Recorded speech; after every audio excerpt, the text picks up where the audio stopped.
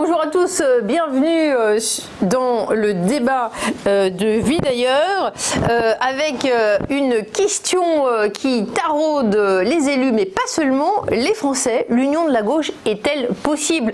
Pour en parler, qui de mieux que Stéphane Le Foll, dont le pédigré est encore plus grand que lui, c'est dire, maire de la ville du Mans, député européen de 2004 à 2012, ministre de l'Agriculture et de l'Agroalimentaire et de la Forêt de 2012 à 2017, fonction qu'il a cumulée avec celle de porte-parole du gouvernement à partir de 2014 sous la présidence de François Hollande, et réélu député en 2017. Vous avez quitté l'Assemblée nationale, Stéphane Le Foll, après votre élection comme maire du Mans. Merci d'être avec nous, bonjour. Merci. Également pour cette émission, nous avons la chance d'être avec Philippe Dort, conseiller régional de la Nouvelle-Aquitaine. Philippe Dort, bonjour, vous êtes en Skype, mais oui. Par les temps qui courent, c'est de plus en plus fréquent. Merci beaucoup d'être avec nous. Alors, messieurs, j'entendais récemment, lors des sénatoriales, Patrick Canet, président de l'Union socialiste et républicain au Sénat, qui disait que l'union de la gauche était nécessaire. Il a dit on aurait pu gagner encore un siège. Et à chaque fois, c'est pas la droite qui gagne, c'est la gauche qui perd des sièges. Stéphane Le Foll, vous ne voulez pas entendre parler de cette dynamique, c'est bien cela? Non, moi ce que je dis, c'est que la désunion, c'est sûr que ça ne fait pas gagner. Il ne faut pas exagérer, on est quand même dans une histoire qu'on connaît bien. Les divisions sont souvent source de défaites. Le problème, c'est que aujourd'hui, ce qui se passe, c'est qu'on parle de l'union pour l'union. C'est l'alliance pour l'alliance. On ne discute jamais de savoir pourquoi faire. Et est-ce que l'alliance pour l'alliance fera gagner? Non. Parce qu'il faut quand même derrière, et c'est d'autant plus vrai aujourd'hui avec la crise qu'on traverse, et ce matin les nouvelles sur la Covid, et puis la crise économique qui va être devant nous, si on se projette sur 2022, si on se projette sur un pays comme la France, dans l'Europe, comment allons-nous faire? Sommes-nous, par exemple, pour la décroissance? Et si nous sommes pour la croissance, pour quelle croissance nous sommes? Quelles sont les lignes stratégiques qui vont être mises en œuvre? Moi, je suis partisan, et j'ai vu une très belle tribune de Jean Pisani-Ferry sur la nécessité d'aller chercher des gains de productivité et de la compétitivité au travers de la transition énergétique, mais ça va nécessiter de l'investissement. Et moi, je suis pour une politique, cette fois-ci, éco-keynésienne. Keynésienne au sens où il faut que la puissance publique appuie les investissements, éco, parce qu'elle doit se focaliser non pas sur les infrastructures routières ou ferroviaires comme ce fut le cas au moment de Roosevelt et du keynésianisme ou du New Deal, mais sur la transition énergétique et l'efficacité énergétique. Il y a de la compétitivité, il y a des gains de productivité, il y a de l'industrie à aller chercher.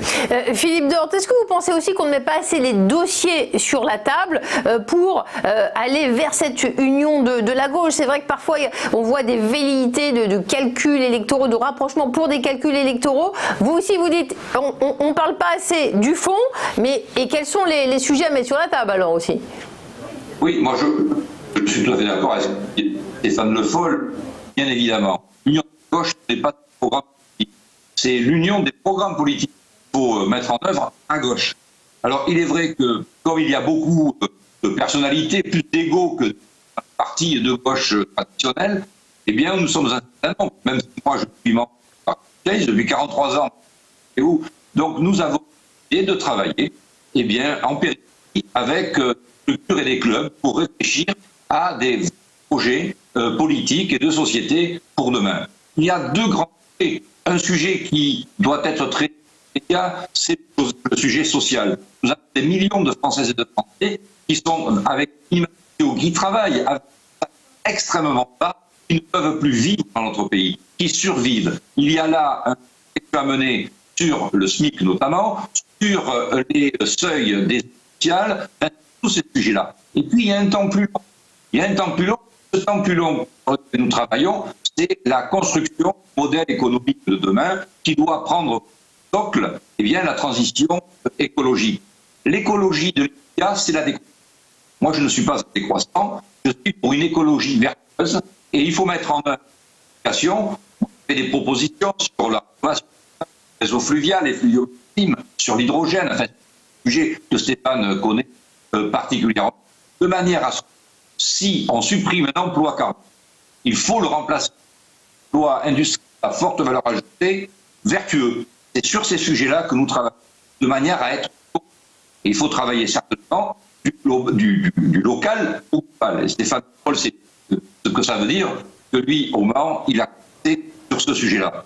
Alors, on vous comprend à demi-mot, c'est le cas de le dire, parce que la connexion avec Skype n'est pas très bonne, je le précise, si jamais vous avez un bouton à fixer pour que ça s'améliore, mais on comprend quand même. Stéphane Le Foll, l'addition de partis politiques, ça ne constitue pas nécessairement un mouvement capable de gagner une élection présidentielle, et pourtant, je me rappelle, au municipal, Anne Hidalgo, elle était très droite dans ses bottes face à Rachida Dati en disant, il y a quand même l'arithmétique. Alors, on parle de l'union de la gauche, comment il faut approcher ces sujets? D'abord, Anne Hidalgo, elle a gagné Paris en s'affirmant. Parce que c'est ça le sujet. C'est que elle a présenté une liste avec un projet pour Paris, que tout le monde connaissait d'ailleurs, et que beaucoup contestaient, mais elle l'a affirmé. Elle s'est affirmée, puis après elle a rassemblé au deuxième tour, puis elle a gagné. Donc c'est bien cette question qui est posée, de la même manière que je vois ce que fait Anne Hidalgo avec l'Île-de-France en commun. Elle n'a pas commencé par dire il faut s'allier avec les Verts. Non, elle a dit on va créer avec Audrey Pulvar une dynamique autour. On verra de quoi il s'agira au moment où ils présenteront leur projet, mais c'est une dynamique et un positionnement d'affirmation. Donc on est dans un débat, d'ailleurs au sein du Parti Socialiste avec Olivier Faure, très paradoxal, où Olivier Faure a une ligne qui consiste à dire il faut l'alliance, et peu importe qui est en tête de liste. Et puis quand on regarde ce qui se passe sur le terrain, tout le monde est candidat et il n'y a pas vraiment d'alliance au premier tour. Donc tout ça me fait dire que la question qui devrait être posée plutôt que de répéter tout le temps alliance. Alors vous me direz, c'est toujours une manière en politique de faire de l'auto-réalisation. Alliance, et puis... Wishful thinking. Voilà, c'est ça. Et puis à la fin, on finira bien par s'entendre. Très bien. Moi, je considère qu'aujourd'hui, la situation est suffisamment grave pour qu'on ne puisse pas se contenter de ce type de stratégie et de discours politique. Il y a quand même un sujet majeur qui va arriver. Il va y avoir une explosion d'une situation sociale, économique, écologique colossale. Et on est en train de dire il faut s'allier. Ah bon? Et pourquoi faire? C'est vrai, Philippe Dorte, on a maintenant des sujets transversaux, qu'on en parle lorsqu'on parlait du changement climatique et aujourd'hui de manière encore plus prégnante, qu'on parle effectivement de crise sociale, le confinement, ça concerne tout le monde, l'impact il est national, aujourd'hui il y a vraiment peu de secteurs qui tirent leur épingle du jeu, donc est-ce que même cette question de l'union de la gauche est-elle possible? Est-ce que c'est pas un petit peu incongru ces questions qui résonnent un petit peu comme des équations électorales, politiciennes? Je crois que vous l'avez signalé. J'ai mis mon oreillette. Est-ce que c'est mieux là? Oui, parfaitement. Merci. Bon, très bien. Bon, vous l'avez signalé. Nous sommes dans une période particulièrement compliquée avec le problème sanitaire, ce qui se passe au niveau international, qui est plutôt inquiétant, le chômage qui galope. Et on est devant une population, une société qui a l'air d'être dans nos futurs, quoi. Eh bien, c'est là qu'il y a vraiment une réflexion à mener et de voir comment, ce que je disais tout à l'heure, on propose aux Françaises et aux Français un autre modèle économique qui sera beaucoup plus vertueux, qui permettra peut-être aux gens de rester plus facilement chez eux, mais avec de vraies règles sociales à mettre en œuvre, parce qu'aujourd'hui c'est un peu n'importe quoi, et puis de mettre en œuvre vraiment un programme politique lié à la transition énergétique, à l'agroécologie, à la recherche fondamentale, pour que nous puissions développer demain et faire des propositions rapides sur une nouvelle politique à mettre en œuvre au service de toutes et de tous. Et comme on n'entendait pas tout à l'heure, je voulais redire aussi qu'une des priorités que nous avons dans les réflexions que nous menons dans les clubs qui sont satellites aux partis de gauche, c'est l'urgence sociale. Aujourd'hui, moi qui suis un élu de terrain, je suis conseiller départemental, aujourd'hui je fais des permanences, je reçois des quantités d'hommes et de femmes qui vivent seuls avec un enfant ou deux, qui gagnent 1 180 € par mois en travaillant dur et qui survivent. C'est faut-il vivre pour travailler ou travailler pour vivre? Non, c'est faut-il survivre pour travailler ou survivre ou vivre pour survivre? On en est là aujourd'hui. Le 5 du mois, vous avez des millions de Françaises et de Français qui ne peuvent plus manger. Ça, c'est une réalité. Donc ça, c'est le temps court. Il faut trouver des solutions pour régler cette problématique qui lamine des millions d'entre nous. Alors Stéphane Le Foll, on parlait il y a un instant de la victoire d'Anne Hidalgo à la mairie de Paris. Elle a fait cause commune avec des écologistes. Cette écologie politique, est-ce que effectivement ce sont les tendances que vous voyez à l'œuvre? D'un côté, des militants socialistes qui voudraient que soient davantage pris en compte les questions sociales, le pouvoir d'achat, la fiscalité, la redistribution, le développement des capacités, éducation, santé pour permettre une meilleure égalité des chances des plus modestes. Et puis d'autres mouvements écologistes qui veulent vraiment pas transiger et qui ne jurent que par l'écologie, d'abord par l'écologie. Ces deux exigences, elles sont vraiment conciliables? Non, je pense qu'il y a un vrai sujet avec l'écologie politique aujourd'hui, en particulier française. Parce que c'est pas la même chose chez les Grünen en Allemagne. On a une ligne chez les Verts, qui d'ailleurs se dessine aujourd'hui et se sépare entre Piolle et Jadot, entre ce que j'appelle l'écologie comportementaliste, de la sobriété comme solution à la lutte contre le réchauffement climatique. Sobriété pris dans toutes ses acceptations. Et moi je considère que la société française aujourd'hui, elle est partagée en deux. Entre ce que j'appelle les sécurisés de la société et les insécurisés. L'écologie politique de la sobriété comportementale s'adresse parfaitement aux sécurisés, qui ont de la marge, qui peuvent se dire ben moi je vais acheter bio, je vais me déplacer un peu plus en vélo, mais qui ne font pas pour autant de remise en cause de la maison secondaire, de départ en vacances et quelquefois du voyage. Parce qu'ils ont la sécurité de l'emploi, et puis une sécurité financière qui leur permet d'avoir cette logique de sobriété. Quand vous êtes dans la classe insécurisée, pas de sécurité d'emploi, une fin de mois, ça a été dit, qui devient difficile, et une perspective d'avenir qui est plus que trouble et plus que inquiétante. Dans cette insécurité-là, et c'est global, hein, terrorisme, sécurité tout court, cette classe insécurisée, elle, la sobriété pour elle, mais c'est un concept qui est complètement incongru, inacceptable. Donc moi, mon analyse, elle est là, et c'est ce que j'ai écrit entre la classe sécurisée et la classe insécurisée. Ce que fait l'écologie politique, ça s'adresse à une classe sécurisée, et la sobriété peut tout à fait être un modèle pour une classe sécurisée, mais alors, si on s'adresse à tous les Français, là on a un problème, c'est tous ceux qui sont dans l'insécurité. Et là, il y a un impensé. Philippe Gorte, est-ce que effectivement c'est le retour que vous avez des élus, c'est-à-dire que, enfin, pardon, de vos concitoyens, c'est-à-dire que quand on cherche à boucler les fins de mois, eh bien boucler la fin du monde, oui, tout le monde aime bien, hein, tout le monde est pour la paix, mais quand même cette classe populaire qui se généralise, qui s'étend hélas, est-ce que franchement elle pense tous les matins à l'écologie et à l'énergie photovoltaïque? Écoutez, je pense que c'est un sujet qui intéresse toutes les Françaises et tous les Français, quelle que soit leur réalité sociale.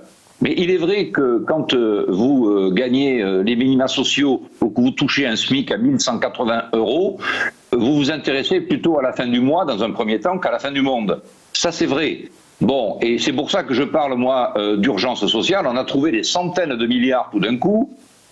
Il n'est pas acceptable de laisser les Françaises et les Français avec une baisse draconienne de certaines aides sociales, par exemple comme les APL. Moi j'ai rencontré récemment une dame qui est venue me voir dans ma permanence, qui gagne un SMIC. Elle avait 270 € d'APL, elle en a plus que 60 ou 70. Là, depuis un an ou 2 ans, ce n'est pas admissible. Bon, donc c'est certain que nous devons travailler très rapidement pour les personnes qui sont en grande difficulté dans notre pays. Et il n'y a pas que des gens qui sont aux minima sociaux, qui sont en grande difficulté. Il y a aussi des gens qui travaillent. Et d'ailleurs, personne ne devrait être en grande difficulté dans ce pays, qui est le nôtre. Et il y a le système économique de demain que nous devons mettre en œuvre. Mais ça repose la question du sens du temps. Il faut un peu de temps long. Alors on en a perdu beaucoup, mais il faut, c'est vrai, maintenant définir une politique, une économie pour demain vertueuse qui prendra un certain temps. Et ça ira certainement plus vite quand il y a des actions locales qui, une fois qu'elles seront multipliées, deviendront l'action globale. C'est sur ce sujet-là que nous travaillons et ça coûtera de l'argent aux collectivités. L'Europe déjà a des aides pour cela. Ça ne suffira pas.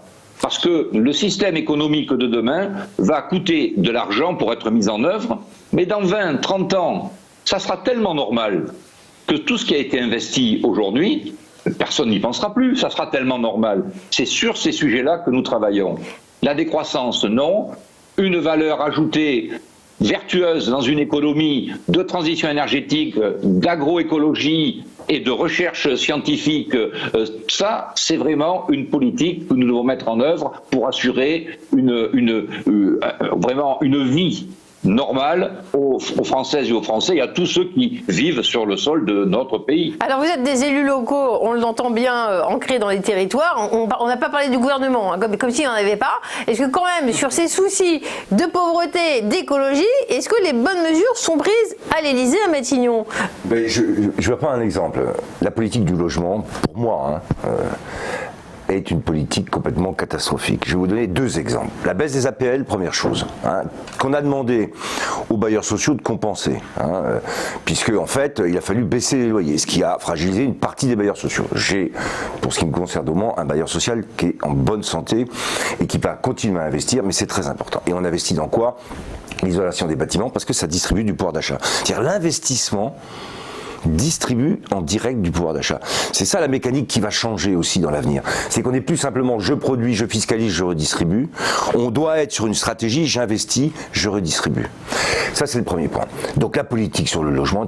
Deuxième exemple de cette politique catastrophique, le Pinel, les avantages fiscaux du Pinel. Ils ont été ciblés dans ce qu'on appelle les zones tendues. C'est-à-dire les zones où il y a beaucoup de demandes de logement et où il faut construire.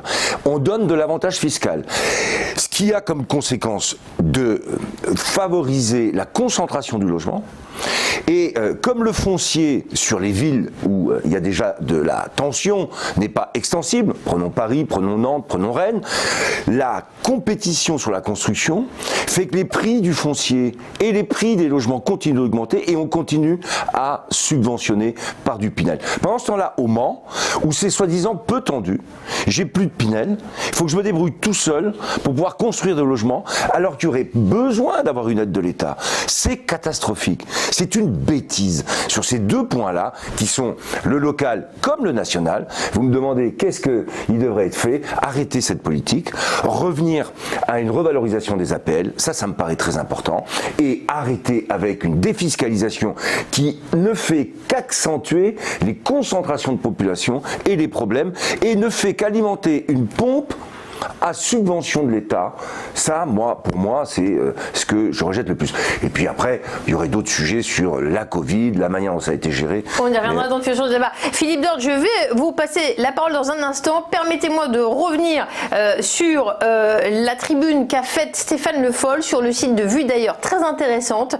Ça s'appelle Se hâter vers le soleil. Et puisque la transition venait d'être faite, non pas écologique, mais verbale, puisqu'on parlait avec les bâtiments de rénovation énergétique, vous dites dans cette tribune, Stéphane Le Foll, que franchement l'énergie solaire c'est un Eldorado. Moi ce qui m'étonne un petit peu c'est que ça fait 15 ans qu'on en entend parler. Alors c'est vrai que les dispositifs par exemple sur le photovoltaïque ont beaucoup changé. Est-ce que c'est le moment maintenant de jouer la carte de l'énergie solaire selon vous? Je vais vous donner juste un exemple. Regardez Paris, regardez une zone industrielle. Le soleil l'été avec la canicule tape sur l'ensemble des toits. Qu'est-ce qui se passe à l'intérieur? Ça chauffe. Qu'est-ce qu'on fait? On consomme de l'électricité pour de la climatisation. Les grands parkings aujourd'hui, sans ombrière, c'est des voitures qui chauffent. Quand vous allumez votre voiture, vous êtes obligé de mettre de la clim aussi. Vous consommez plus d'énergie fossile. Faire des ombrières, c'est-à-dire produire de l'électricité en récupérant l'énergie solaire, et puis faire de l'ombre pour les voitures, c'est quand même des principes de base. On gaspille l'énergie solaire, alors qu'elle est là, disponible. Je prends les routes, je prends toutes ces surfaces vitrées, où on pourrait, par innovation technique, favoriser la captation d'énergie. Puis moi, je suis un ancien ministre de l'Agriculture et de la Forêt, je sais aussi que les plantes, c'est génial. Ça s'appelle la photosynthèse. C'est pour ça que j'ai repris cette belle phrase de Saint-Exupéry, qu'elle est invisible à nos yeux, cette hâte des blés vers le soleil. Lui, il avait compris qu'il y avait un truc quand même. Pourquoi les plantes montent tout de suite et vont vers le soleil? Parce que c'est l'énergie gratuite. C'est celle qui fait la vie. Nous, on a été, c'était invisible pour nous. On n'a rien vu. On avait un plan solaire dans les années 60 Et puis c'est le nucléaire qui est passé devant, hein, puisqu'on était pratiquement les premiers en Europe avec le four solaire qui avait été créé dans les Pyrénées-Orientales et tout ça. Et puis tout ça, ça s'est arrêté pour le nucléaire. Donc voilà ce que je dis. Je vais passer la parole à Philippe Dort là-dessus, parce que c'est vrai, quand on écoute Stéphane Le Foll, on a l'impression qu'il y a du soleil tous les jours à Mans, hein. Au Mans, moi je veux bien le croire. Mais à Bordeaux, vous êtes un peu plus dans le sud, qu'est-ce que vous en pensez? Oui, on a du soleil, c'est vrai. D'ailleurs, vous voyez, il est en train d'éclairer ma rue. Même à Paris. Vous savez, en dehors de mon activité politique, je préside le grand port maritime de Bordeaux. Nous sommes en train de travailler avec beaucoup de force sur la production de l'hydrogène vert. C'est-à-dire que nous avons du foncier, que nous souhaitons mettre à disposition d'acteurs qui justement sont des spécialistes des cellules photovoltaïques pour faire de l'électrolyse et produire de l'hydrogène. Faire des petites structures de création d'hydrogène, c'est un avenir, puisqu'on sait que l'hydrogène, ce qui coûte cher aussi, c'est de le transporter, puisqu'il faut qu'il soit à moins de 252 degrés pour être transporté. Le fait de mettre des petites unités de production d'hydrogène à demeure, à pied d'œuvre, in situ, permettra beaucoup plus facilement de développer cette énergie. Nous avons également, sur tout le territoire français, des entreprises qui produisent en déchets fatals de l'hydrogène. Du côté de Bordeaux, il y a une entreprise qui lâche dans l'atmosphère 3000 tonnes d'hydrogène par an, qui part en vapeur d'eau. C'est une hydrogène qui peut être récupérée, nettoyée avec un process qu'on connaît, et être utilisée. Vous avez toute la filière de ce qu'on appelle le rétrofit, que ce soit dans les véhicules terrestres, les camions par exemple, les trains, mais aussi les bateaux. C'est-à-dire qu'il y a énormément aujourd'hui de ces engins de transport qui fonctionnent avec des moteurs électriques alimentés par des groupes électrogènes au gasoil. Il suffit de changer ce groupe électrogène par une pile à hydrogène, à combustible à hydrogène, pour que votre véhicule devienne un véhicule vertueux. Merci. C'est ce que nous sommes ce que nous mettons en place sur le port de Bordeaux notamment, pour être très concret sur ces sujets-là. Ça se fait déjà à droite à gauche. Il faut maintenant en faire une politique globale. Merci beaucoup. Un léger mot de conclusion, Stéphane Le Foll. Le plan solaire au Mans, on est passé de 500 mètres carrés de panneaux solaires à près de 10 000 mètres carrés, objectif 200 000 mètres carrés, 20 hectares, pour récupérer de l'énergie, la connecter et pouvoir faire aussi de l'hydrogène vert. Et en même temps que j'utilise la photosynthèse, avec le chanvre, on va faire de la gazéification et produire de l'hydrogène avec de la biomasse. Voilà, des élus qui ont plein d'idées, innovants. En tout cas, Stéphane Le Foll, maire de la ville du Mans, Philippe Dort, conseiller départemental en Nouvelle-Aquitaine. On voit qu'il est l'union de la gauche est-elle possible? Ils en ont parlé, on ne sait pas si c'est possible, mais la convergence entre ces élus qui ont plein d'idées semble tout à fait patente. Merci messieurs d'avoir participé à cet entretien. Merci à vous de nous avoir suivis.